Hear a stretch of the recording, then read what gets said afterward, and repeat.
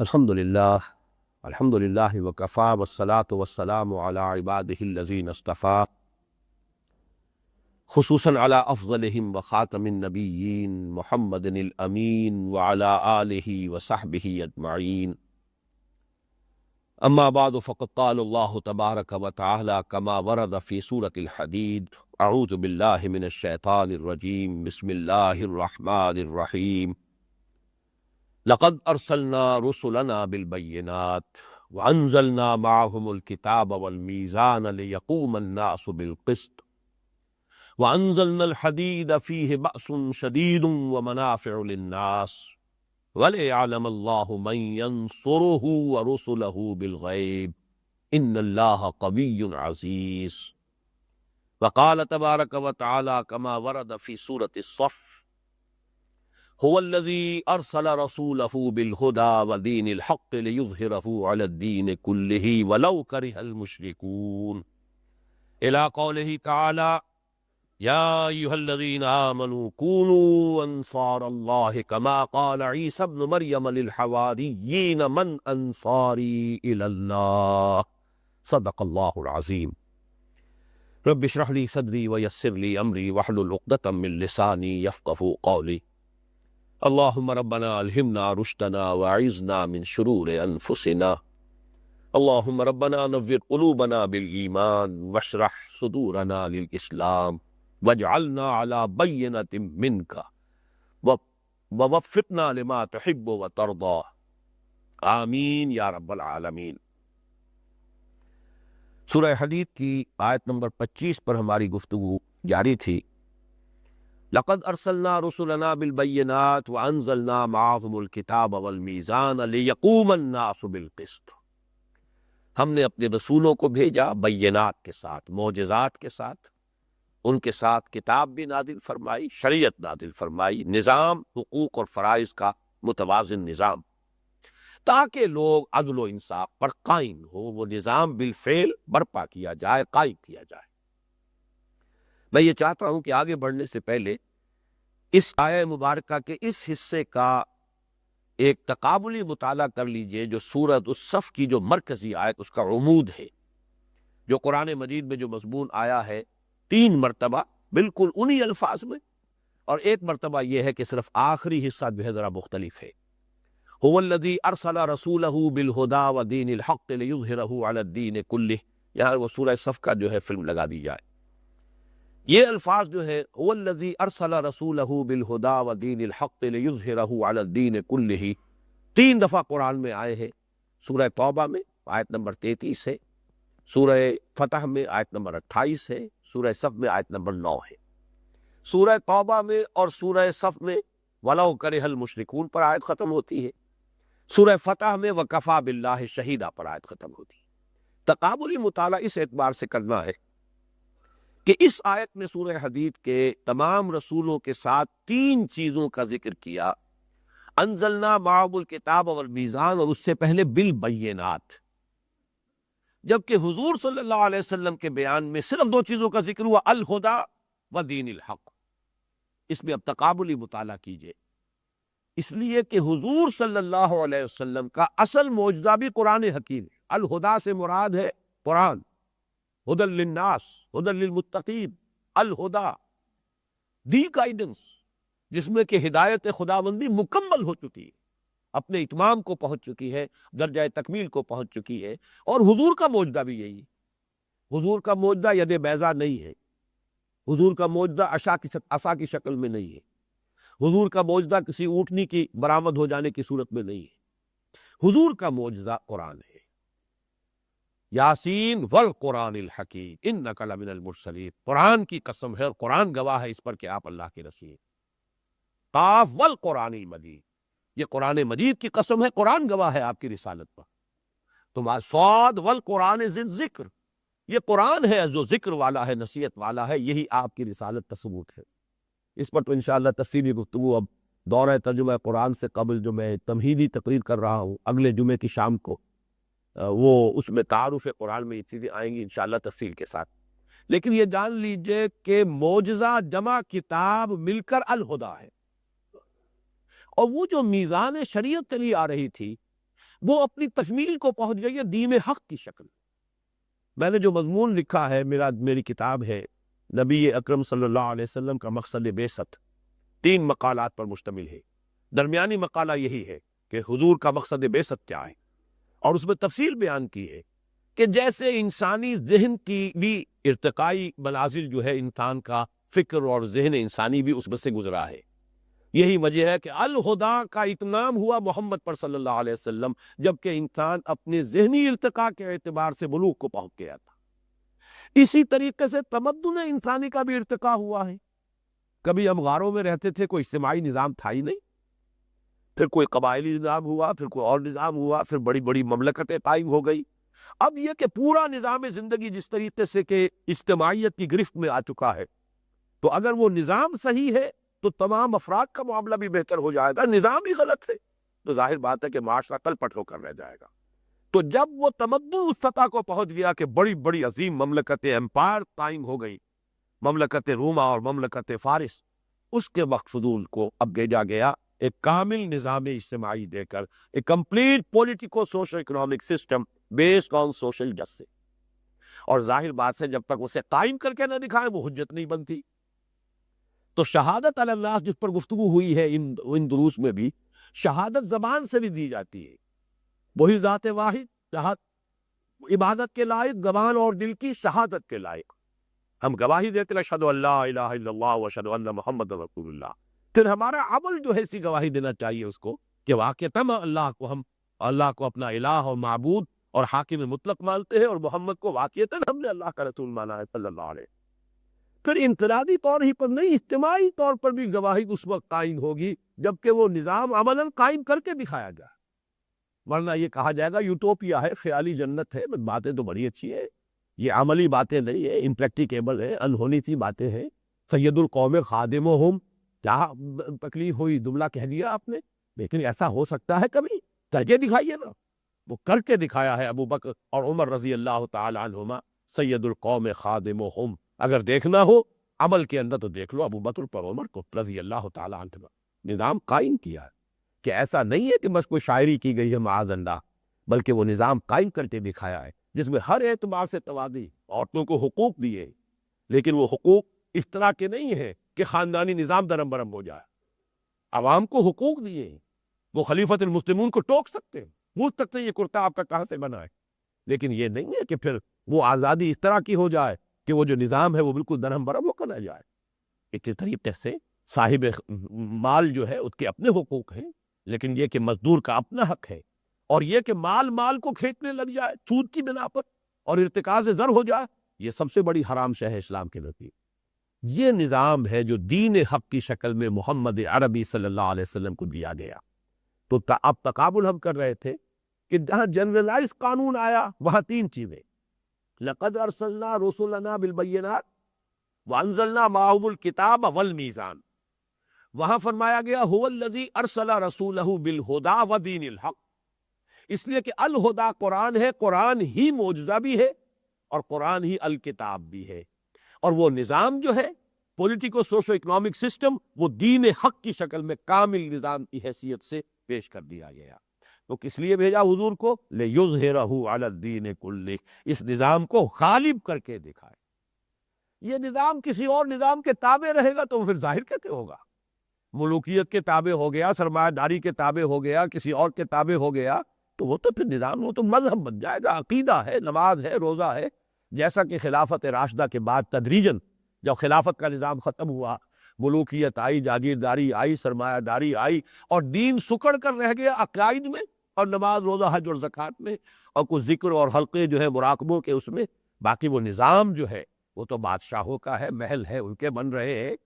بادشاہ کی محبوب بیوی کا انتقال ہوا ہے تو کروڑوں روپے سے تاج محل بن رہا ہے۔ بادشاہ کو محل چاہیے، الحمرا بن گیا ہے۔ بادشاہ کے لیے تو بڑا شاندار توپ کاپی جو ہے، جا کے استنبول میں دیکھیے کتنا عظیم الشان محل بنایا گیا ہے۔ کہاں عمر فاروق تھے جو حجرے میں رہتے تھے، لیکن کسریٰ اور قیصر کے ایوانوں کے اندر لرزہ طاری ہوتا تھا ان کے نام سے۔ کہاں یہ سے کہ عیاشیاں ہیں، اپنے عیش کے جو ہے ایوان سجا رکھے ہیں، لیکن دنیا کے اندر ان کی کوئی حیثیت ہی نہیں۔ تو بہرحال اس چیز کو سمجھیے، لِیُظْہِرَهُ عَلَى الدِّینِ كُلِّهِ، تاکہ وہ غالب کرے، قائم کرے، نافذ کرے۔ پورے نظام زندگی پر اسلام چھا جائے، اسلام غالب آ جائے، اسلام قائم ہو جائے، زندگی کا کوئی جز، کوئی پہلو، کوئی ایسپیکٹ اس سے خارج اور فارغ نہ رہ جائے، آزاد نہ رہ جائے۔ وہی بات یہاں کہی گئی، لقد ارسلنا رسلنا بالبینات وانزلنا معهم الکتاب والمیزان لیقوم الناس بالقسط۔ اب یہ مقصد پورا کیسے ہو؟ پہلے آیت کا ترجمہ کر لیجئے، وانزلنا الحدید، ہم نے لوہا بھی اتارا ہے، فیہ بأس شدید۔ باس کا ترجمہ بعض لوگ ذرا اوائڈ کرتے ہوئے قوت، اس میں بڑی طاقت ہے، لیکن حقیقی ترجمہ اس کا یہ کہ اسلحہ، اسلحہ کی قوت، اسی سے تلوار، اسی سے نیزہ، اسی سے ڈھال۔ اصل میں لوہا اس لیے ہے، اس سے اسلحہ۔ فیہ باس شدید، اسی لیے یہ جب بھی لفظ آتا ہے باسا، جب جمع کی شکل میں آتا ہے اس سے مراد ہوتا ہے فقر، فاقہ، بھوک، لیکن جب الباس آتا ہے تو جنگ۔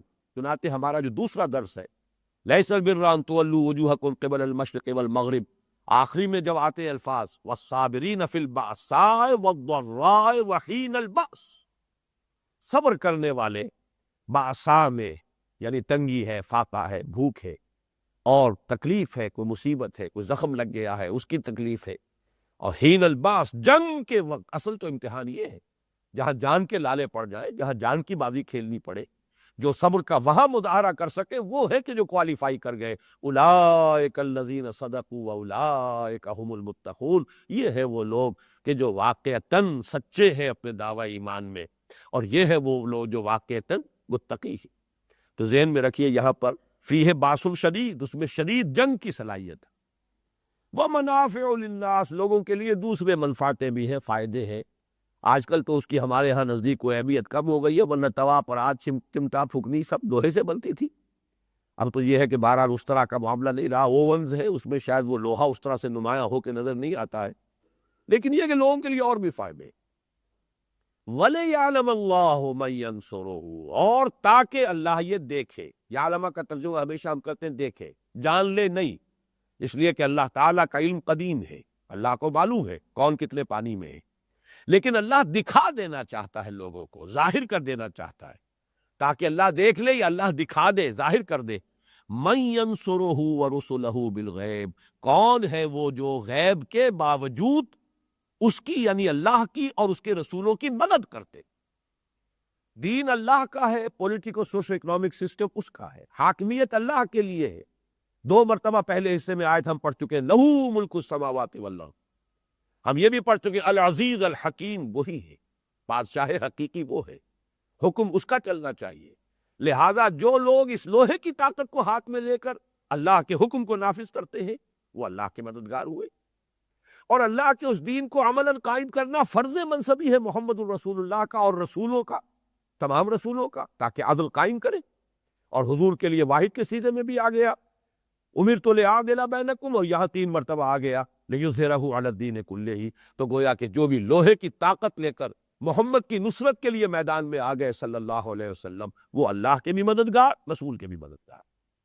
جس کو میں کہہ رہا ہوں کہ یہ ہے در حقیقت، جس کو عریا کا لفظ میں نے استعمال کیا ہے بارہا، اتنے واضح الفاظ میں، دیکھیے آدمی جھجکتا ہے، کہنا نہیں چاہتا، لیکن اللہ تعالیٰ کو واللہ لا یستحیی من الحق، اللہ کو حق بات کے کہنے میں کوئی رکاوٹ نہیں، کوئی جھجک نہیں۔ عام آدمی سمجھے گا یہ بات کہنے کی نہیں ہے، اگر ہے بھی دل میں تو رکھو، اسے زبان پر نہ لاؤ، لیکن یہاں سے اچھی طرح جو بات سمجھا دی گئی ہے وہ کیا ہے کہ ریولوشن یا کسی نظام عدل اجتماعی کو قائم کرنے کا پروسیس کیا ہے۔ پہلا مرحلہ اس میں یہی ہے کہ جو الہدا دی گئی ہے، آپ کو ہدایت کی کتاب دی گئی ہے، جس میں کہ معجزہ بھی ہے، اس کے ذریعے سے لوگوں کو دعوت دیجئے ہدایت کی طرف، دعوت، تبلیغ، اس پیغام کو عام کرنا، لوگوں کو اس پر مطمئن کرنا، ذہناً مطمئن کرنا، قلباً مطمئن کرنا، اس کے مضمرات کو کھول کر بیان کرنا۔ وَنَزَّلْنَا إِلَيْكَ الذِّكْرَ لِتُبَيِّنَ لِلنَّاسِ مَا نُزِّلَ إِلَيْهِمْ، اے محمد صلی اللہ علیہ وسلم، ہم نے آپ پر یہ ذکر نازل فرمایا تاکہ آپ لوگوں کے لیے واضح کریں، بیان کریں، کھولیں، اس کی شرح کریں، اس کی وضاحت کریں جو ان کے لیے نازل کیا گیا ہے۔ یہ سارے کام کیجئے، جیسا کہ سورہ جمعہ میں ہم پڑھ چکے، یتلو علیہم آیاتہ ویزکیہم ویعلمہم الکتاب والحکمہ، یہ الہدا کا فنکشن ہے۔ الہدا کے ذریعے سے، جس کی میں نے مثال پچھلی نشست میں دی تھی کہ جیسے پہلا ایکسپیریمنٹ غالباً کرایا جاتا تھا 5ویں جماعت میں، سائنس کا پہلا سبق ہوتا تھا کہ لوہ چون ہے، برادہ ہے، اس کا مکسچر ہے، اسے کیسے علیحدہ کریں۔ میگنیٹ ہاتھ میں لیجئے، اس میں پھرائیے، لو چون جو ہے وہ اس کے ساتھ سمٹتا چلا جائے گا، مرادہ رہ جائے گا۔ بالکل یہی معاملہ ہے۔ یہ الہدا، یہ میگنیٹ ہے ہدایت کی طرف کھینچنے والا۔ کھینچے گا کس کو؟ جس کی اپنی فطرت کے اندر وہ ہدایت کسی نہ کسی درجے میں موجود ہے۔ اگر وہ ہے ہی نہیں تو جیسے برادہ نہیں چمٹتا اس میگنیٹ کے ساتھ، وہ ابو جہل نہیں چمٹے گا، جن کی فطرتیں مسخ ہو چکی ہیں۔ ابو لہب نہیں چمٹے گا، چاہے وہ حقیقی چچا ہے اور ایک دیوار بیچ کا پڑوسی ہے محمد الرسول اللہ صلی اللہ علیہ وسلم کا، اور ہو یہ رہا ہے کہ آپ کے گھر میں ہانڈی پک رہی ہے تو اس کے اندر بھی غلاظت پھینکی جا رہی ہے، اور یہ اچھا سگا چچا ہے جو کر رہا ہے، جو باپ کی جگہ پر ہوتا ہے۔ لیکن یہ کہ وہ اعناد اور دشمنی اور شقاق یہ اس درجے ہے اندر، اور حسد کہ اس کی وجہ سے یہاں تک جا رہا ہے سگا چچا۔ اس حوالے سے جان لیجئے کہ جس کے اندر صلاحیت ہے وہی کھینچے گا۔ جو گڈ کنڈکٹر آف ہیٹ ہے اسی میں حرارت جو ہے وہ سرایت کرے گی، جو گڈ کنڈکٹر آف الیکٹریسٹی ہے اسی میں کرنٹ پاس کرے گا۔ لیکن بہرحال آپ اس میگنیٹ کو پھیلائیں، جتنا بڑا معاشرہ ہے اتنا ہی پھیلائیں گے، تبھی اس میں جو بھی سلیم الفطرت لوگ ہیں وہ چمٹ کر آئیں گے۔ آپ صرف ایک کلیا میں گن پھوڑتے رہیں گے تو اور آس پاس کے لوگوں کو کیا پتہ چلے گا؟ لہذا جو بھی آپ کا پہلا فیلڈ ہے، میدان کار جو ہے، اس کی وسعت کے مطابق اس قرآن کی دعوت کو پھیلائیے، عام کیجیے۔ پھر یہ کہ وقت کی ذہنی سطح کے مطابق ہو، یہ نہ ہو کہ آپ واعظ کہہ رہے ہو، صرف جو آپ کا ذہین عنصر ہے وہ اس کو سمجھے ہی نہ، اس کی طرف توجہ ہی نہیں دے گا، واعظ کہہ رہے ہیں یہ۔ اس کے لیے دلائل ہونے چاہیے، براہیم ہونی چاہیے۔ ادع الی سبیل ربک بالحکمت والموعظۃ الحسنۃ وجادلهم بالتي احسن۔ قرآن جو ہے معاوضہ بھی ہے، قرآن برہان بھی ہے، قرآن میں حکمت میں بھی ہے۔ ذالک مما اوحی الیک ربک من الحکمہ، قرآن کی حکمت کے ذریعے سے حکماء کو، عقلاء کو، جو بھی آپ کا انٹلیکچوئل ایلیٹ ہے اسے بلائیے۔ قرآن کے واعظ کے ذریعے سے عوام الناس کو کھینچیے۔ بہرحال جن کے اندر بھی وہ خیر ہے، بھلائی ہے، صلاحیتیں کھنچائیں گے، لیکن جن کے اندر نہیں ہے وہ تو نہیں آئیں گے، اور جن کے مفادات ہیں وہ بات کو حق سمجھ کر بھی نہیں آئیں گے۔ جیسے کہ میں پہلے مثال دے چکا ہوں کہ یہود کے علماء سے بڑھ کر کون تھا جو حضور کو پہچان سکتا تھا؟ یعرفونہ کما یعرفون ابناءہم، مانا کیوں نہیں؟ ان کی چودراہٹیں تھیں، ان کی مسندیں تھیں، ان کی حیثیتیں تھیں، لوگ ان کے ہاتھ چومتے تھے، لوگ آتے تھے ان سے فتوے مانگتے تھے، ان سے مسئلے پوچھتے تھے، عالم وہ تھے۔ لہذا اب حضور کو مان لے تو ان کی حیثیت ختم ہوتی، نہیں مانا۔ اس حوالے سے جان لیجئے ایک ویسٹڈ انٹرسٹ اس کا اکثر حصہ رہ جائے گا، جو نہیں مانے گا، نہیں قریب آئے گا۔ اپنے مفادات ہیں، گرڈ اپ یور لوئنز۔ ان کی تو کوشش یہ ہوگی کہ راستہ روکو، نظام کہلا کے پاس مانو، یہ معرض انقلاب میں ہے۔ Your interests are being threatened. Gird up your loin. Resist. آؤ اپنے مفادات کے تحفظ کے لیے کھڑے ہو جاؤ۔ لہذا آخری مرحلے میں اس انقلاب میں پھر ایک ہی راستہ ہے کہ جو وہ سلیم الفکرت لوگ آ گئے ہیں ان کو جمع کرے، آرگنائز کرے، ان کا تزکیہ کرے، نیتیں بھی خالص ہو جائیں، کوئی کھوٹ نہ رہے، ان کی شخصیتیں نکھر جائیں، کوئی شک و شبہ نہ رہے لوگوں کو ان کے کردار کے بارے میں، آزمائشوں میں سے گزرے، امتحانوں میں سے نکلے، پھر ان کو منظم کرو، کوڑا بناؤ انہیں بٹ کر، جیسے کہ آپ رسیوں کو اور مختلف دھاگوں کو بٹ دیں گے تو کوڑا بنے گا، طاقت بناؤ۔ علیحدہ علیحدہ دھاگا جو ہے اس کو توڑ دے گا جو چاہے گا، لیکن جب بٹ کر آپ نے کوڑا بنایا ہے، اب یہ کوڑا باطل کے اوپر دے مارو۔ یہ ہے اصل میں فلسفہ انقلاب۔ اس کے لیے ظاہر بات ہے ٹکرانا پڑے گا، اور ٹکرانے کے لیے جب میدان میں آؤ گے تو یقتلون کے ساتھ یقتلون بھی ہوگا۔ جہاں قتل کرو گے قتل ہوگے بھی، تمہیں کوئی گارنٹی نہیں ہے کہ تم قتل نہیں ہوگے، کوئی لوہے کے جسم تمہیں نہیں دیے گئے ہیں کہ برچھا جو ہے پار نہیں ہوگا۔ حمزہ کے جسم سے وہ برچھی جو ہے وحشی کی وہ پار ہو گئی، آر پار ناف کے قریب سے جو ہے لگی ہے اور پار گئی، تو پھر اور کون ہوگا جسے کوئی ضمانت حاصل ہو، کوئی اللہ کی طرف سے انشورنس ہو؟ نہیں۔ ان اللہ اشتری من المؤمنین انفسهم واموالهم بان لهم الجنہ یقاتلون فی سبیل اللہ فیقتلون ویقتلون۔ اللہ نے اہل ایمان سے ان کے مال، ان کی جانیں خرید لی ہیں جنت کے عوض، تو اللہ کی راہ میں جنگ کر رہے ہیں، قتل کرتے بھی ہیں، قتل ہوتے بھی ہیں، یقتلون ویقتلون۔ غزوہ بدر میں 70 قرشی مارے گئے، صحابہ صرف 14 شہید ہوئے، 13 آن دی اسپاٹ، ایک زخمی ہو گئے تھے جو مدینے واپسی پر راستے میں شہید ہو گئے، انتقال ہو گیا۔ لیکن غزوہ احد میں مسلمانوں کی غلطی کی وجہ سے پانسا بالکل پلٹ گیا، 70 مسلمان شہید ہو گئے۔ تو یقتلون و یقتلون، یہ تو کرنا پڑے گا، انقلاب اس کے بغیر نہیں آتا۔ اس کے لیے جان دینی اور اس کے لیے طاقت کا استعمال اور اس کے لیے میں اب آپ سے کیا عرض کروں کہ علامہ اقبال کی جو عظمت میرے دل میں اس لیے کہ ان حقائق کو جس خوبصورتی سے انہوں نے بیان کیا، دو شعر ان کے ایسے ہیں، ایک تو فلسفے کے اعتبار سے چوٹی کے شعر تو میں پہلے سنا چکا ہوں آپ کو جمعرات کے روز، یا یہ کہ آج بھی پہلی نشست میں سنایا ہے۔ یہ جو فلسفہ انقلاب کے دو شعر ہیں، گفتند جہان ماں آیا بتومی سازد، گفتم کے نمی سازد، گفتند کے برہم زن، اللہ نے مجھ سے کہا، گفتند انہوں نے کہا، جہان ماں آیا بتمی سعادت، میرا یہ جہان جو ہے، جو میرا دنیا ہے اس وقت جس میں میں نے تمہیں بھیجا ہے، یہ تمہارے ساتھ سازگاری کرتا ہے، تمہیں پسند ہے، ٹھیک ہے، یہ نظام صحیح ہے۔ گفتم کے نمی سعادت، میں نے کہا نہیں، یہ صحیح نہیں ہے، میرے ساتھ سازگاری نہیں کرتا۔ گفتند کے برہم زن، اللہ نے فرمایا توڑ پھوڑ کر رکھ دو اس کو، برہم زن، اور برہم زن کے لیے راستہ کیا ہے؟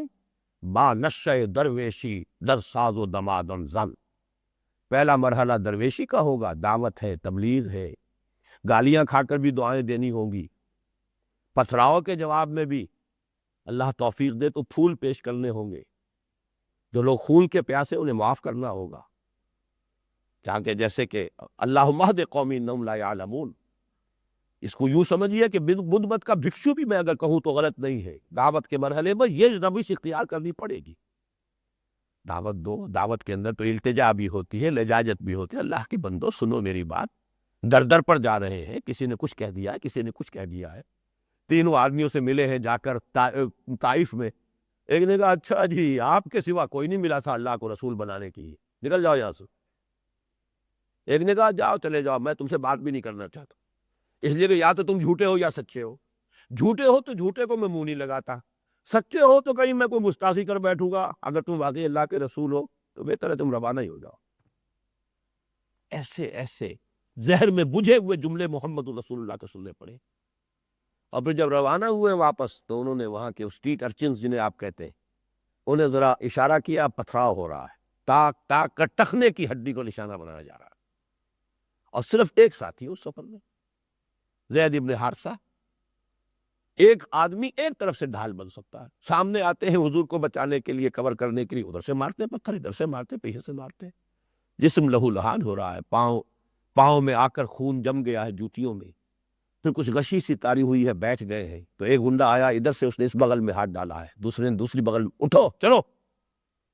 یہ نقشہ ہے اللہ کے رسول کا، محبوب رب العالمین کا، سید الاولین والآخرین کا، داعی، فریاد آئی ہے زبان کے اوپر، اللہم الیک اشکو ذوف قوتی وقلت حیلتی وہوانی علی الناس الی من تکلنی الی بعینی یتجخمنی او الی عدو ملکت امری، اے اللہ تیرے ہی جناب میں فریاد لے کر آیا ہوں اپنے وسائل کی کمی کا، اپنی قوت کی کمزوری کا، کہاں جاؤں، کس سے شکوہ کروں، کس سے فریاد کروں، مجھے کس کے حوالے کر دیا ہے، دشمن کے حوالے کر دیا، جو چاہے کر گزرے۔ یہ فریاد آئی ہے، اس وقت وہ فرشتہ آیا ہے، ملک الجبال، کہ اللہ نے مجھے بھیجا ہے، میں ان پہاڑوں پر معمور فرشتہ ہوں، آپ اگر حکم دیں میں ان دونوں پہاڑوں کو ٹکرا دوں گا جس کے مابین یہ طائف کی بستی جس میں یہ سلوک آپ کے ساتھ ہوا ہے۔ فرمایا نہیں، کیا عجب کہ اللہ تعالیٰ ان کی آئندہ نسلوں کو ہدایت دے۔ اب بتائیے کون بدھ مت کا بھکشو اس سے آگے جائے گا؟ درویشی، اور جب نگاہوں کے سامنے ذبح کیے جا رہے ہیں ساتھی، حضرت سمیہ ذبح کی جا رہی ہیں، حضرت یاسر ان کے شوہر جس بری طریقے سے ٹارچر کیا ہے ابو جہل نے سر عام، اور حضور پاس سے گزرتے اور کہتے ہیں اسمروا یا آل یاسر فإن موعدکم الجنہ، اے یاسر کے گھر والوں صبر کرو، تمہارے جنت، تمہارے وعدے کی جگہ اللہ کے ہاں جنت ہے۔ لیکن ساتھیوں میں سے کسی کو اجازت نہیں دی کہ جا کے ابو جہل کی ٹکا بوٹی کر لے، نہیں، ابھی مرحلہ درویشی کا ہے۔ نغمہ ہے بلبل شوریدہ تیرا خام، ابھی اپنے سینے میں اسے اور ذرا تھام، ابھی ذرا اپنے جذبات انتقام کو تھامو، ابھی مرحلہ پیسو ریزسٹنس کا، ایک وقت آئے گا تمہارے ہاتھ کھول دیے جائیں گے، اذن للذین یقاتلون بانہم ظلموا، ایک وقت آنے والا ہے، تمہیں اتنے قتال بھی ملنے والا ہے، تمہیں اینٹ کا جواب پتھر سے دینے کی اجازت ملے گی، لیکن ابھی تھامو۔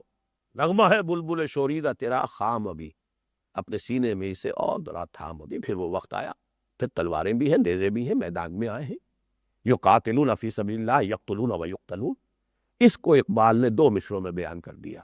پہلا شعر پھر سن لیجئے، گفتند جہان ماں آیا بتمی سازد، گفتم کہ نمی سازد، گفتند کہ برہم زد، نظام کو توڑ دو پھوڑ دو، با نشہ درویشی در ساز دماد اندن، پہلا مرحلہ یہ ہوگا، درویشی کی روش اختیار کرو، درویشی کی خوب پختہ کرو، اور کرتے رہو محنت، دعوت ہے، تربیت ہے، تنظیم ہے، صبر ہے، پوری طریقے سے جھیلو تکلیفیں، مصیبتیں، درویشی کیوں پختہ شوی، جب تیار ہو جاؤ، پختہ ہو جاؤ، تعداد کے اعتبار سے، کیفیت اور کمیت دونوں اعتبارات سے، سیرت بھی پختہ ہو چکی ہو، تربیت ہو چکی ہو، تزکیہ ہو چکا ہو، قول و فعل کا تضاد نہ رہا ہو، انسان کا ظاہر باطن ایک ہو چکا ہو، منظم ہو، ایک کبیر کی دعوت کے اوپر کھڑے ہو، لبیک کہیں اور اپنی جانوں کی قربانی دینے کو تیار ہو جائیں، اور اگر روکنے کو حکم دیا جائے تو رک جائیں۔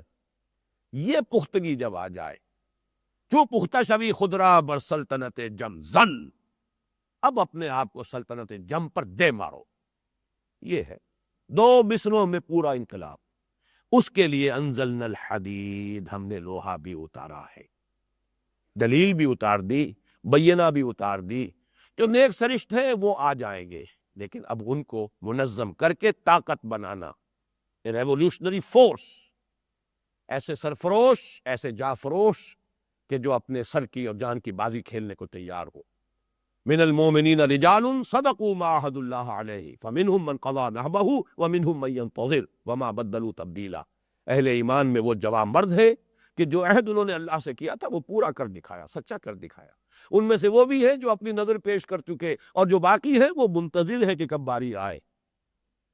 وبال دوش ہے سر جس میں ناتواں پہ مگر لگا رکھا ہے تیرے خنجر و سناتے ہی، یہ ہے وہ آیت مبارکہ وَأَنزَلْنَا الْحَدِيدَ فِيهِ بَأْسٌ شَدِيدٌ، اس میں قوت ہے جنگ کی، وَمَنَافِعُ لِلنَّاسِ، کچھ اور فائدے بھی ہیں، پھکنی اور توا اور پرات اور چمٹا اور بالٹی وہ بھی بنا لو، وَلِيَعْلَمَ اللَّهُ مَن يَنصُرُهُ وَرُسُلَهُ بِالْغَيْبِ، تاکہ اللہ دیکھے کون ہے وفادار بندے، کون ہے صادق الایمان، ایمان کا دعویٰ تو آسان ہے۔ اب دیکھیے اس کے ساتھ ایک تو وہ آیت جوڑ لیجئے سورہ صف کی، ان اللہ یحب الذین یقاتلون فی سبیلہ صفا کانہم بنیان مرصوص، یہ صورت ایسی عجیب ہے، اس میں نہ لفظ جہاد آیا نہ قتال آیا، دونوں کے مضامین موجود ہیں، حدید لوہا آ گیا، اسلحہ کا ذکر آ گیا، لیکن یہ کہ اصل میں سارے مضامین کل مسبحات کے اس میں جمع ہیں۔ وَلِيَعْلَمَ اللَّهُ مَن يَنصُرُهُ، محبت مجھے ان جوانوں سے ہے ستاروں پہ جو ڈالتے ہیں کمند، اللہ کو محبوب وہ بندے ہیں، وہ نہیں کہ تو فقط اللہ اللہ اللہ اپنے گھروں میں بیٹھے ہوئے ضربے لگائے جاؤ، ساری عمر ضربے ہی لگاتے گزار دو، کوئی باطل کے ساتھ کبھی نہ پنجہ آزمائی کرنا، نہ کبھی باطل کو للکارنا آ کر پیدا۔ ان کے بارے میں تو حدیث سنا دی حضور نے، اوح اللہ عز وجل الی جبرائیل علیہ الصلوۃ والسلام ان اقلب مدینۃ کذا و کذا باہلھا، اللہ نے حضرت جبرائیل کو حکم دیا فلاں فلاں بستیوں کو تلپٹ کر دو اس کے رہنے والوں سمیت، قال فقال ان فیہا عبدک فلانا لم یعصک طرفۃ عین، حضور فرماتے کہ حضرت جبرائیل نے عرض کیا پروردگار اس بستی میں تو فلاں بندہ بھی ہے جس نے آج تک کبھی پلک جھپکنے جتنی دیر بھی معصیت میں بسر نہیں کی، قال فقال اقلبھا علیہ وعلیہم، حضور فرماتے اس پر اللہ نے فرمایا الٹو اس بستی کو، پہلے اس پر پھر دوسروں پر، فإن وجہہ لم یتمعص ساعۃ قط، اس لیے کہ اس کے چہرے کا رنگ میری غیرت کی وجہ سے کبھی متغیر نہیں ہوا، بیٹھا رہا اپنی ذاتی نیکی اور ذاتی تقوی اور ذاتی عبادت گزاری اور ذاتی جو ہے تہجد گزاری اور مراقبے، یہ باطل جو ہے فلرش کرتا رہا، پھیلتا رہا، اس کا بول بالا ہوتا رہا، شریعت کی دھجیاں بکھرتی رہیں، یہ لگا رہا اپنے اسی کام میں، تو یہ زیادہ بڑا مجرم ہے دوسروں سے، اقلبھا علیہ وعلیہم، الٹو اس بستی کو پہلے اس پر پھر دوسروں، یہ نہیں ہے راستہ۔ ہاں اپنی تربیت اپنا تزکیہ یہ کیے بغیر میدان میں آ جاؤ گے تب وہی کچھ ہوگا جو آج جہاد کے نام سے ہو رہا، وہ جہاد بھی بدنام ہوگا اور جہاد فساد کی شکل اختیار کرے گا، نہ دعوت کا مرحلہ آیا، نہ تربیت کا مرحلہ آیا، نہ تزکیے کا مرحلہ آیا، نہ اپنے قول و فعل کے اندر درستی کی گئی، یہ سب کچھ نہیں ہے، اور نکل کھڑے ہوئے تلواریں لے کر اور کلاشنکوف لے کر، اور وہ جہاد ہو رہا، اس جہاد کا جو بھی دنیا میں مذاق اڑ رہا ہے، بدنام ہو رہا ہے، وہ جہاد ہے، بدنام کنندگان نکو نامے چند، دین کی بنیادی اصطلاحات کو جس طریقے سے اس وقت ہم رسوا کر رہے ہیں، اس کا نتیجہ فساد ہو رہا، کچھ حاصل نہیں ہو رہا۔ تو یہ ہے اصل میں پورا پروسیس جس پر کہ وہ منہج انقلاب نبوی میری کتاب ہے۔ انگریزی میں اس پر اب پورے کیسٹ انگریزی میں موجود ہیں، اردو میں موجود ہیں۔ 5 میں نے لیکچرز جو ہے پچھلے سال محاضرات قرآنی میں غالباً 2 گھنٹے کے وہ لیکچرز ہیں۔ 3 ہمارے کیسٹس جو ہے اس کے ویڈیو کیسٹس کے اندر وہ پورا میرا منہج انقلاب نبوی کیا ہے، اس کے مختلف مراحل کیا ہے، اور یہ کہ قتال کی آج کے زمانے میں کیا صورت ہوگی۔ ایک ون وے قتال بھی ہے، یک طرفہ جنگ، اور یک طرفہ جنگ یہ ہے کہ آپ مظاہرے کے لیے، پکٹنگ کے لیے آ جائیے، نہیں دیں گے اب ہم یہاں پہ ٹیکس نہیں دیں گے، لگان نہیں دیں گے، یہ حرام کا کام ہو رہا ہے جو ہو رہا ہے، یہ سودی نظام ہے جو چل رہا ہے، ہم نہیں دینے کو تیار ٹیکس۔ آپ پر گولیاں برسیں گی، گولیاں کھائیے۔ لیکن یہ کہ جس طریقے سے ایرانیوں نے 30-40 ہزار جانیں دے دی، لیکن پھر انقلاب آ گیا۔ کشمیر میں بھی 40 ہزار جانیں دی جا چکی ہیں۔ کہاں ایران جتنا بڑا ملک، کہاں وہ کشمیر، اگرچہ اسے ایران صغیر کہتے ہیں، کل جسے اہل نظر کہتے تھے ایران صغیر، لیکن اگر یہ اعداد و شمار صحیح ہے، اور اس کا میں سمجھتا ہوں کہ بالکل غلطی کا کوئی امکان ہی نہیں، جس طریقے کا وہاں قتل عام ہو رہا ہے۔ لیکن یہ کہ 40 ہزار جانے جانے کے باوجود جو ہے نتیجہ کیا ہے، اور وہاں پر بھی اگر وہ جانے دی گئی، بادشاہ کو بھاگنا پڑا، اس لیے کہ وہ ون وے وار تھی، انہوں نے مارا کسی کو نہیں، خود مرے۔ نتیجہ یہ ہوا کہ الٹی فوج جو ہے، اندیشہ ہو گیا شاہ کو کہ یہ فوج الٹ پڑے گی میرے خلاف۔ آخر ان کے کت اینڈ کن ہیں، انہی کے لوگ ہیں، انہی کے بھائی بند ہیں، انہی کے بھتیجے بھانجے سامنے موجود ہیں۔ تو ایک حد تک تو جیسے کہ یہاں پر بھٹو صاحب کو جواب دے دیا تھا فوج نے صاف، کب تک ہم لوگوں کو، اپنے قوم کے لوگوں کو، یہ کوئی آکوپیشن آرمی تو نہیں ہے، نیشنل آرمی ہے، کتنوں کو مارے گی، کیوں مارے؟ آپ کوئی معاملہ کیجئے جا کر۔ کہا تھا انہوں نے، میں نے دیکھا تھا وہ ان کا ٹیلی ویژن کا انٹرویو، میری کرسی بہت مضبوط ہے، لیکن آپ نے دیکھا جی وہ کرسی تو بڑی کمزور ثابت ہوئی، کرسی تو مضبوط تھی فوج کے بل پر، جب فوج نے جواب دے دیا تو کرسی کا مضبوط رہی، وہ تو 2 ہاتھ 2 پاؤں اس کے تھے جیسے کسی بھی آدمی کے ہوتے۔ یہ ہے در حقیقت آج کے زمانے میں، اس پر تفصیل سے میں نے بحث کی اس کتاب میں منہج انقلاب نبوی۔ پہلے آبجیکٹیولی سمجھیے حضور کی سیرت سے کہ اس کے کیا مراحل تھے، کیا ہوا، پہلے کیا ہوا، پھر کیا ہوا، پہلے یہ ہوا تو کیوں ہوا، بعد میں یہ ہوا تو کیوں ہوا۔ پہلے 13 برس تک یہ حکم ہے کہ چاہے تمہارے ٹکڑے اڑا دیے جائیں، تم ہاتھ نہیں اٹھاؤ گے، اور اس کے بعد یہ قاتلوا فی سبیل اللہ الذین یقاتلونکم وقاتلوہم حتی لا تکون فتنۃ ویکون الدین کلہ للہ۔ زمین و آسمان کا فرق ہے کہ نہیں؟ لیکن حکمت ہے، ایک ہی پروسیس کے یہ 2 مختلف مراحل ہیں۔ اسی طرح ایک وقت میں دب کر صلح کر رہے ہیں، جو صلح حدیبیہ ہوئی ہے یقیناً بڑی ان ایکول، وہ جو اس کی جو ٹرمز تھی وہ یقیناً اس میں مسلمان، اسی وجہ سے تو میں نے آپ کو بتایا ایک آدمی نہیں اٹھا عمرہ جو ہے اپنے عمرے کا احرام کھولنے کے لیے، ایک آدمی نہیں اٹھا۔ اس درجے دل جو ہے زخمی تھے مسلمانوں کہ ہم کیوں دب کر صلح کر رہے ہیں۔ لیکن یہ کہ 1 سال کے بعد قریش کا سردار ابو سفیان چل کر آتا ہے مدینے، خوش آمدید کر رہا ہے، سفارشیں کروا رہا ہے، خدا کے لیے صلح دوبارہ کر لیجیے، حضور نہیں کر رہے۔ کیوں؟ اسی کو ٹائم بھی نے کہا نا، کیونکہ ان کی تو آنکھیں اندھی ہیں، انہوں نے تو ظاہر کو دیکھا ہے، انہیں کنٹراسٹ شو کیا ہے۔ محمد failed as a prophet but succeeded as a statesman۔ مکے میں محمد نظر آتے واقعی جیسے نبی تھے، جیسے ان کا تصور نبی کا حضرت یحییٰ کا، حضرت عیسیٰ کا، تو مکے والا محمد تو واقعی یحییٰ اور عیسیٰ والا ہی ہے، دعوت دے رہا ہے، تبلیغ کر رہا ہے، مارے کھا رہا ہے، گالیاں سن رہا ہے۔ But he failed there as he says۔ Muhammad failed at Mecca, Muhammad failed as a prophet but succeeded as a statesman۔ اب مدینے میں آ کر تو ایک مدبر ہے، حکمران ہے، جنگجو ہے، سپہ سالار ہے، وہاں کامیابی ہوئی ہے تو اس سے ہوئی ہے، یہ اس کا قول ہے۔ اور ڈاکٹر منگومری واٹ، اس نے پھر اسی جملے کو در حقیقت جو ہے 2 والیومز کے اندر اس نے اس کو ایکسپاؤنڈ کیا ہے، Muhammad at Makkah, Muhammad at Madina, to highlight the contrast, کہ مکے والا محمد تو بالکل ہی کچھ اور تھا، مدینے والا محمد بالکل کچھ اور نظر آتا۔ معاذ اللہ، شخصیت ایک ہی ہے، پروسیس ایک ہی ہے، لیکن پروسیس کے مراحل ہیں۔ ایک مرحلہ انقلابی جو ہے وہ ہے با نشہ درویشی در ساز و زماد افضل، یہ مکی دور ہے۔ کیوں پختہ شوی خدرا بر سلطنت جمزن، یہ ہے دوسرا مرحلہ۔ ظاہر بات ہے اس کے بغیر کوئی انقلاب آ ہی نہیں سکتا۔ یہ ہے اصل پروسیس جو اس آیت میں اور بڑے واشگاف الفاظ میں، جیسا کہ میں نے عرض کیا یہ لوگوں کو جھجک آتی ہوگی، اللہ کو کوئی جھجک نہیں ہے۔ واللہ لا یستحی من الحق، صاف کہا اس نے، لوہا اتارا ہے ہم نے۔ وہ جو پنجابی میں کہا جاتا ہے کہ چار کتاباں عرشوں آئیا، پنجواں آیا ڈنڈا۔ وہ ڈنڈا جو ہے اس کی اپنی اہمیت ہے، اس کی ضرورت ہے۔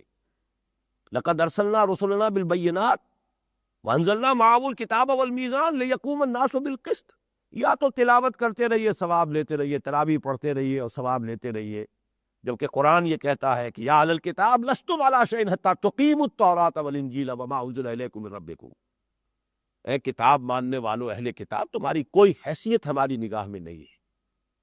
You stand nowhere، لستم علی شیء حتی تقیموا التوراۃ والانجیل وما انزل الیکم من ربکم، جب تک کہ تم تورات اور انجیل کو اور جو کچھ تمہارے رب کی طرف سے تم پر نازل ہوا ہے اس کو قائم نہیں کرتے۔ قرآن پڑھتے رہو، قرآن سنتے رہو، قرآن یاد کرتے رہو، حسن قرات کے مقابلے کرو، ریڈیو پر بھی ہو رہے ہیں، سب کچھ ہو رہا ہے، جشن ہو رہا ہے، 1400 سالہ جشن نزول قرآن۔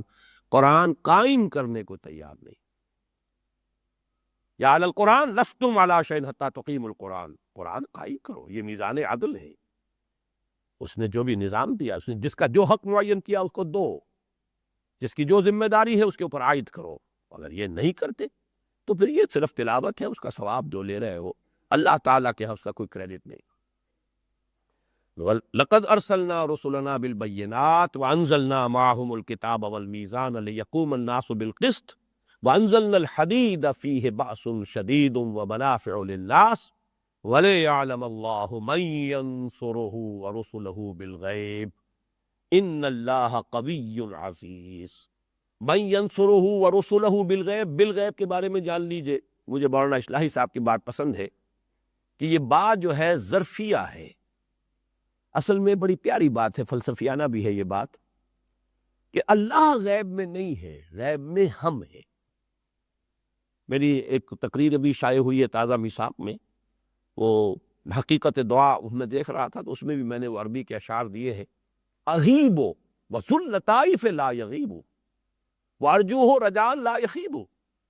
میں غائب ہو جاتا ہوں، وہ اللہ تو ذو اللطائف ہے، وہ کہاں غائب ہوتا ہے؟ وہ تو غائب نہیں ہوتا، وہ تو ہر آن ہر جگہ موجود ہے۔ یہ تو پردے ہماری آنکھوں پر پڑے ہوئے ہیں نا، تو ہم غیب میں ہیں، وہ غیب میں نہیں ہے۔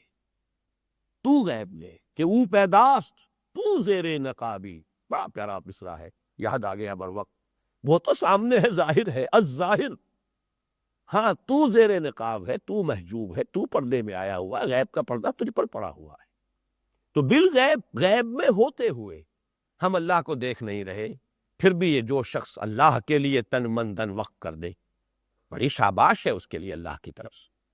بعض احادیث میں آتا بھی ہے کہ یہ لوگ جو ہے فرشتوں سے اللہ تعالیٰ جو ہے اس میں مباحات کرتا ہے، اپنے نیک بندوں کا ذکر کرتا ہے کہ میرے یہ بندے جو ہیں مجھ سے جنت مانگ رہے ہیں، انہوں نے جنت دیکھا ہے؟ دیکھی ہے؟ نہیں، پھر بھی مانگ رہے ہیں۔ انہوں نے دوزخ سے پناہ مانگ رہے ہیں، دوزخ دیکھی ہے کہ نہیں دیکھی؟ نہیں، پھر بھی مجھ سے یہ سوال کر رہے ہیں کہ میں نے دوزخ سے بچاؤں۔ تو جو شخص غیب کے بغیر، وہ دل کی آنکھ سے دیکھا ہے، عقل کی آنکھ سے دیکھا ہے، تو جو یہ اس کے باوجود ان صلاتی و نسکی و محیای و مماتی للہ رب العالمین، غیب میں ہونے کے باوجود اگر وہ یہ سب کچھ کر رہے ہیں، کراجوئی چرادر پہ تو تابی کہ وہ پیداست تو زیر نقادی، اس کو تلاش کر رہے ہیں۔ وہ جو میں نے شعر آپ کو سنائے تھے ہائی اسکول کی پریئرز میں، خالق میرے کہاں ہے تو مجھ کو تیری تلاش ہے، کسے تلاش کر رہے ہو؟ کسی کو تلاش کر رہے ہو؟ کس پیچ و تاب میں ہو؟ وہ تو ظاہر ہے، در حقیقت تم ہو گئے ہو محجوب، نقاب تمہاری عقلوں پر، تمہاری آنکھوں پر پڑا ہوا ہے۔ تو جو لوگ اس حالت میں کہ وہ غیب میں ہیں اور پھر وہ مدد کر رہے ہیں اللہ کی، ینصرہ ورسلہ بالغیب۔ اچھا یہ نوٹ کیجئے، ایک خیال ہو سکتا ہے کہ رسول تو غیب میں نہیں تھے، یا رسولوں سے صحابہ جو ہے رسول سے غیب میں تو نہیں تھے، حالانکہ غیب میں تھے۔ سامنے جو موجود تھے وہ محمد ابن عبداللہ ابن عبد المطلب تھے۔ رسول کی رسالت تو غیب میں ہے، کیا کسی نے آنکھوں سے جبرائیل کو آتے دیکھا تھا؟ جبرائیل اگر آئے بھی کبھی انسانی شکل میں تو انسان آیا مل کے چلا گیا۔ در حقیقت رسول کی رسالت ہوئی غیب کی بات ہی تھی، اور اس سے لوگ اس وقت بھی غیب میں تھے، سامنے جو نظر آتے تھے۔ اسی لیے تو منافقین کا معاملہ ہے نا، کیوں مانے ہم ان کی ہر بات؟ ان کے بھی دو ہاتھ ہیں، دو پاؤں ہیں۔ ہاں جو قرآن یہ کہہ رہے ہیں کہ قرآن نازل ہوا، اس کو ہم مان لیں گے۔ یہی ہمارے ہاں یہ حسبنا کتاب اللہ، اور جو بھی ہمارے ہاں قرآن، اہل قرآن کا جو فتنہ ہے، در حقیقت اس کی جڑیں اسی منافقوں کے ساتھ ملتی۔ رسول کی اطاعت کیوں کریں ہم؟ یہ جان لیجئے کہ اصل میں جو اللہ کی مدد کر رہا ہے، جو اللہ کے رسول کی مدد کر رہا ہے، دونوں حالتوں میں غیب میں ہو کر مدد کر رہا ہے۔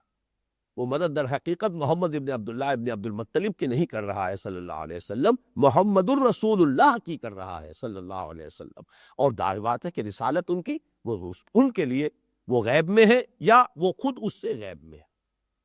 وَلِيَعْلَمَ اللَّهُ مَن يَنصُرُهُ وَرُسُلَهُ بِالْغَيْبِ، تاکہ اللہ دیکھے یا اللہ ظاہر کر دے کون ہے اس کے وہ وفادار بندے، صادق الایمان بندے، جو غیب میں ہونے کے باوجود اس کی، اس کے رسولوں کی مدد کرتے ہیں، جان ہتھیلی پر رکھ کر، تلوار کی طاقت ہاتھ لے کر میدان میں آتے ہیں باطل نظام کا قلع کما کرنے کے لیے۔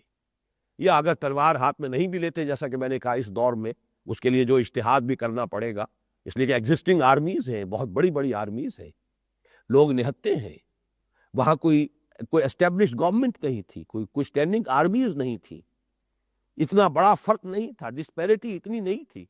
313 کے مقابلے میں 1000 آئے ہیں بدر میں، تو 1 اور 3 کی نسبت ہوئی۔ ہتھیاروں کا فرق نکال لیجیے تو 1 اور 10 کی ہو جائے گی، 1 اور 20 کی ہو جائے گی، 1 اور 100 کی ہو جائے گی، اس سے زیادہ تو نسبت نہیں تھی۔ لیکن یہاں تو یہ ہے کہ جو نظام ہے، جاگیرداری ہے، سرمایہ داری ہے، ملوکیت ہے۔ اب شاہ فہد کی حکومت کو حفاظت دینے والے تو ان کی فوج بھی ہے، ان کی پولیس بھی ہے، شرطہ بھی ہے، ان کی ایئر فورس بھی ہے۔ اور ظاہر بات ہے کہ جیسے کہ ایئر فورس نے پاؤنڈ کیا تھا حما کو، اور وہاں پر جو اسٹرانگ ہولڈ تھا اخوان المسلمون کا، اور اس کے دھجیاں بکھیر کر رکھ دی، ایسے ہی اگر کہیں پر ہوگا تو یہی ہوگا نا۔ لہذا یہاں اجتہاد کی ضرورت ہے۔ وہ اجتہاد وہ ہے کہ جو بہرحال جو بھی جس کا حق ہے وہ ادا کیا جانا چاہیے۔ ایرانیوں نے اس کی ایک مثال پیش کی، 2 طرفہ جنگ کی بجائے 1 طرفہ جنگ، اپنے مرنے کے لیے اپنے سینے کھول دیے۔ ایسے ایسے لرزہ خیز واقعات ہوئے ہیں کہ ایک جلوس صرف خواتین کا نکلا، بچوں کو گود میں لے کر، گولیاں کھائی ہیں، گری ہیں، اور وہ شیرخوار بچے گرے ہیں ان کے ساتھ۔ تب وہ شاہ کو بھاگنا پڑا، 2 گز زمین بھی مل نہ سکی کوئے یار بھی۔ جب اس درجے تک معاملہ ہو جاتا ہے تو بہرحال اسے اندیشہ تھا کہ کہیں فوج اچانک مجھ پر الٹ نہ پڑے، وہ جان بچا کر بھاگنے میں آپ یہ سن گئی۔ یہ ہے اصل میں اس وقت کا جو نظام، تھوڑا سا اجتہاد کا معاملہ ہے، وہ میں تفصیل سے اپنی کتاب میں بحث کر چکا ہوں۔ آخری الفاظ ہے ان اللہ قوی عزیز۔ یہ نہ سمجھو اللہ تم سے مدد مانگ رہا ہے تو اللہ کمزور ہے، اس کو تمہاری مدد کی حاجت ہے، وہ تو القوی ہے، وہ عزیز ہے، زبردست ہے۔ آنے واحد میں اس کا ایک حرف کل ہوگا اور یہ نظام تھوڑا کا ساتھ تلپٹ ہو جائے گا۔ لیکن تمہارا امتحان ہے، خلق الموت والحیات لیبلوکم ایکم احسن عملا۔ الزم ہستی سے تو ابھرا ہے مانند حباب، اس دیا کھانے میں تیرا امتحان ہے زندگی۔ You have to prove your worth, تمہیں ثابت کرنا ہوگا۔ اور اس کے ضمن میں وہ آیت اس کے ساتھ جوڑ دیجئے، لا يستوی منکم من انفق من قبل الفتح وقاتل اولئک اعظم درجۃ من الذین انفقوا من بعد وقاتل۔ جو ابتدائی مراحل ہوتے ہیں کسی انقلاب کے لیے، اس میں جنہوں نے جانیں کھپائیں، جنہوں نے اپنے مال کھپائے، جنہوں نے اپنی صلاحیتیں لگائیں، اپنا وقت لگایا، اپنی زندگی لگا دی، ان کا جو رتبہ ہے، یہ رتبہ بلند ملا جس کو مل گیا۔ بعد میں جب کہ حالات بدل جائیں تو نیک کام جب بھی کیا جائے گا وہ نیک ہے، اس کا ثواب ملے گا، اچھا ہے، لیکن قدر و قیمت میں زمین و آسمان کا فرق واقع ہو جائے گا۔ تو ایک تو یہ ذہن میں رکھو کہ یہ سب کچھ اس لیے کہ اللہ تمہیں دیکھنا چاہتا ہے۔ بلے یعلم اللہ من ینصرہ ورسولہ بالغیب، پروو یور برتھ۔ باقی اللہ خود القوی ہے، العزیز ہے، زبردست ہے، توانا ہے، جب چاہے آنے واحد میں نظام برپا کر سکتا ہے۔ لیکن تمہارے ابتلاء و آزمائش کے لیے وہ تمہیں یہ موقع دے رہا ہے۔ آخری شعر وہ پھر سنا رہا ہوں، منت منے کہ خدمت سلطان ہمیں کنی، منت شناس زو کہ بخدمت بداشتت۔ تم احسان نہ دھرو، بادشاہ کی خدمت کر رہے ہو تو بادشاہ پر کوئی احسان نہیں ہے، بادشاہ کا احسان مانو کہ اس نے تمہیں اپنی خدمت کا موقع دیا ہے۔ بارک اللہ لی ولکم فی القرآن العظیم ونفعنی وإیاکم بالآیات والذکر الحکیم۔